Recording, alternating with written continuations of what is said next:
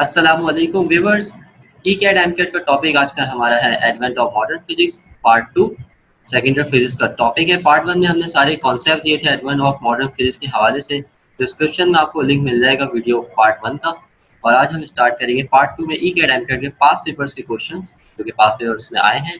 पहला क्वेश्चन है मेरे पास, the special theory of relativity suggests that with the increase in velocity of an object its length, हमारे पास चार ऑप्शन है, decreases, increases, remain same, none of these. जब हमने थ्योरी ऑफ रिलेटिविटी डिस्कस की थी पार्ट 1 वीडियो के अंदर एडवेंट ऑफ मॉडर्न फिजिक्स में, तो हमने डिस्कस किए थे चार कंक्लूजन। एक एनर्जी मास रिलेशन, दूसरा एक मास फॉर्मूला हमने देखा था m=m0 अंडर रूट डिनोमिनेटर में 1 माइनस वी नॉट का स्क्वायर अपॉन सी का स्क्वायर। इसी तरह लेंथ का भी हमने एक एक्सप्रेशन देखा था जो कि रिलेटिविटी थ्योरी से ही ड्राइव होकर आया था। तो अब उसके मुताबिक जब कोई भी ऑब्जेक्ट की वेलोसिटी बढ़ती है तो उसकी लेंथ में थ्योरी ऑफ रिलेटिविटी के मुताबिक उसकी लेंथ में डिक्रीज होना शुरू हो जाती है, उसकी लेंथ इनिशियल लेंथ के मुकाबले में। ये वाला पॉइंट आपको स्पेशल थ्योरी ऑफ रिलेटिविटी से मिल जाएगा। तो यहाँ पर ऑप्शन है हमारे पास decreases. Question number 2, if a material object move with the velocity of light, यानी कि कोई भी ऑब्जेक्ट वेलोसिटी ऑफ लाइट यानी कि 3 एक्सपोनेंट 8 मीटर पर सेकेंड की रफ्तार से मूव कर जाए तो उसका मास क्या हो जाएगा, यानी उसका मास में क्या असर पड़ेगा, उसकी मास की सेहत पे क्या असर पड़ेगा उस ऑब्जेक्ट की।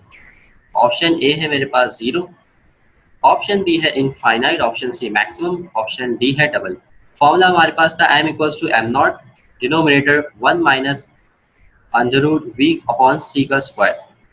तो अगर कोई भी ऑब्जेक्ट मूव कर जाए वेलोसिटी ऑफ लाइट से यानी v बराबर हो जाए c के, तो इसका मतलब जो हमारा आंसर आएगा वो बेसिकली आएगा इन 0, बिकॉज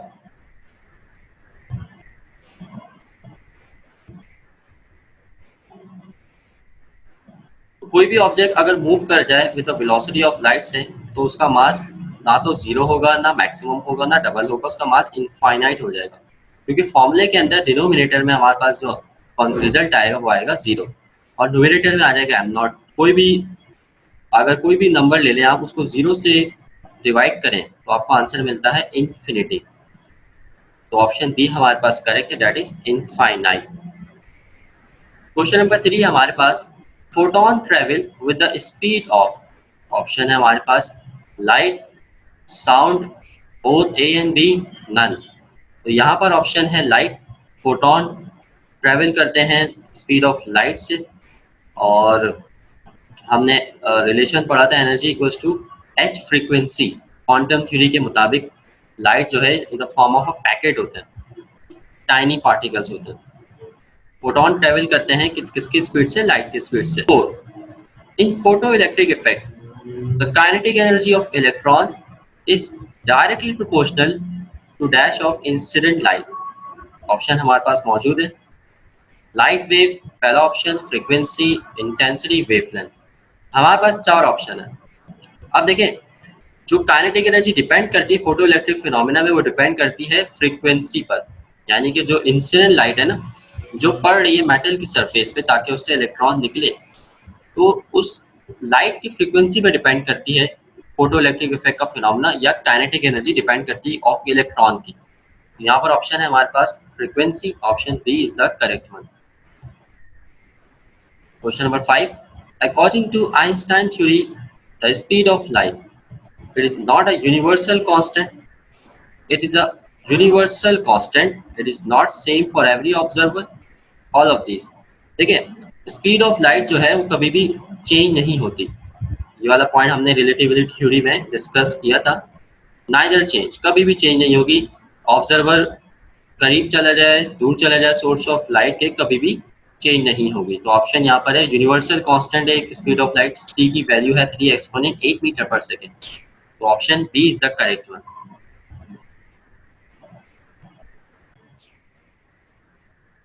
क्वेश्चन नंबर 6 है, the electron volt is a measure of, यानी मेजर का मतलब यूनिट किसका है, इलेक्ट्रॉन वोल्ट। तो सिंपल, ये इलेक्ट्रॉन वोल्ट हमारे पास फोर्स का यूनिट तो न्यूटन होता है, करंट का हमारे पास एम्पियर, पोटेंशियल का जूल, एनर्जी हमारे पास है, एनर्जी का यूनिट इलेक्ट्रॉन वोल्ट भी होता है और जूल भी होता है। क्वेश्चन नंबर 6 का आंसर है ये। Question number 7. Davison and Germer experiment indicate that electron must be regarded as a particle, wave, photon, none of these. Basically, de Broglie idea की तरफ निशानदेही कर रहा है ये एक्सपेरिमेंट। डी ब्रॉगलाई के मुताबिक हर चलता पार्टिकल वेव है, तो इलेक्ट्रॉन भी मूव करता है ऑर्बिट के अंदर, तो इलेक्ट्रॉन भी क्या है, as a wave. Question number 8 है, when an object whose length is 1 metre at rest, रुका हुआ है और उसकी लेंथ कितनी है 1 मीटर, अप्रोच कर रहा है velocity of light, it's length approaches 0, 3.5, 1 metre, 2.5।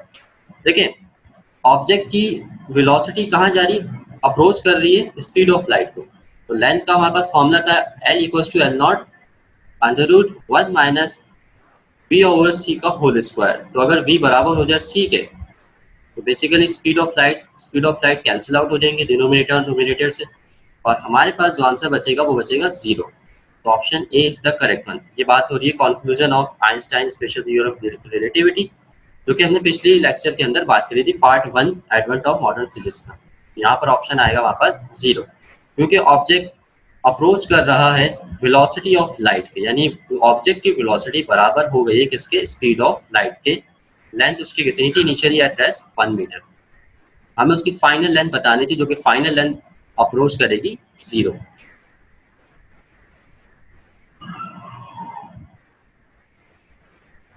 यहाँ पर हमारे पास ये फॉर्मूला है, v की जगह मैं c रख दूंगा सिंपल, और मुझे यहाँ से जो लेंथ मिलेगी वो मिलेगी 0। Question number 9, the modern view about motion is that all motions are absolute, relative, both A and B, none of this. आज का जो ताज़ा तरीन व्यू है मोशन के बारे में वो ये है कि हर चीज़ रिलेटिव है। आइंस्टाइन की थ्योरी के मुताबिक कोई भी मोशन एब्सोल्यूट नहीं है, फिक्स नहीं है, डिपेंड कर रहे हैं ऑब्जर्वर कैसे देख रहा है, तो इसलिए हर मोशन एक दूसरे से रिलेटिव है। Question number 10, the unit of Planck constant correspond to, Planck constant का यूनिट किसके कॉरिस्पॉन्डेंट है, मतलब किससे मिलता है, तो वो मिलता है एंगुलर मोमेंटम से।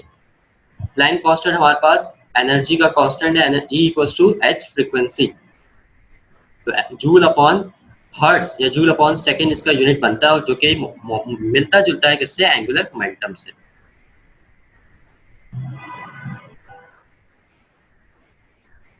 Question number 11, the phenomena of photo electric effect demonstrate that nature of light is. देखिए फोटो इलेक्ट्रिक इफेक्ट में होता क्या है कि लाइट पड़ती है मेटल पर और इलेक्ट्रॉन निकल जाता है, तो सिंपल वो शो करता है क्या कि आपके पास जो फिनोमेना है वो शो कर रहा है light as a,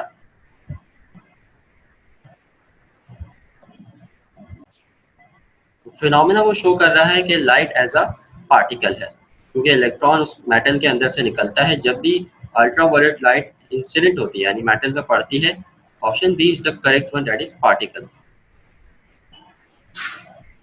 question number 12, the frequency of incident photon after Compton effect. Compton effect के अंदर हमारे पास एक इनिशियल फ्रीक्वेंसी होती थी फोटोन की, और जब वो इलेक्ट्रॉन से टकराता था फोटोन, तो स्कैटर्ड हो जाते थे दोनों, फोटोन और इलेक्ट्रॉन भी।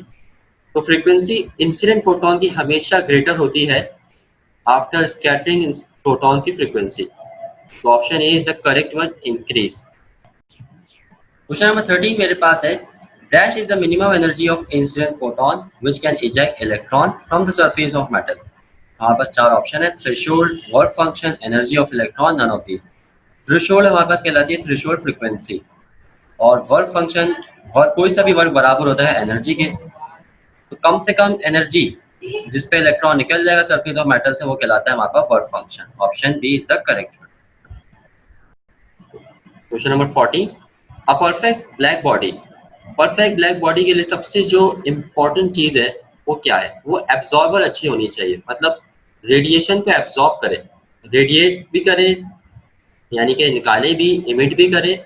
लेकिन सबसे जो इम्पोर्टेंट खूबी है, जो कैरेक्टरिस्टिक्स हमने ब्लैक बॉडी रेडिएशंस की पढ़ी थी पार्ट 1 के अंदर, कि परफेक्ट ब्लैक बॉडी उस वक्त होती है जब वो एब्जॉर्ब करे रेडिएशंस को जो सरफेस पर पड़ती हैं। तो यहाँ पर option A is the correct one, question number 14। Question number 15, which one of the following is correct for inertial frame of reference। inertial frame में हमारे पास स्पीड कांस्टेंट रहती है, एक्सेलरेशन होता नहीं है, फोर्स भी नहीं होती। तो यूनिफॉर्म मोशन कह सकते हैं, जीरो एक्सेलरेशन भी कह सकते हैं, कोई फोर्स एक्ट नहीं होती। तो all of this is the correct one answer, question number 15। Question number 16. Which of the following phenomena in which electron positron are produced? ऐसा कौन सा फिनोमेना था जिसके अंदर इलेक्ट्रॉन और पॉजिट्रॉन प्रोड्यूस हुए थे? तो वो फिनोमेना था पेयर प्रोडक्शन का। तो ये था आज का हमारा टॉपिक। उम्मीद है आप लोगों को पसंद आया होगा। अगर वीडियो पसंद आई तो उसको शेयर करें और चैनल को सब्सक्राइब करें अगर अभी तक नहीं किया हुआ है।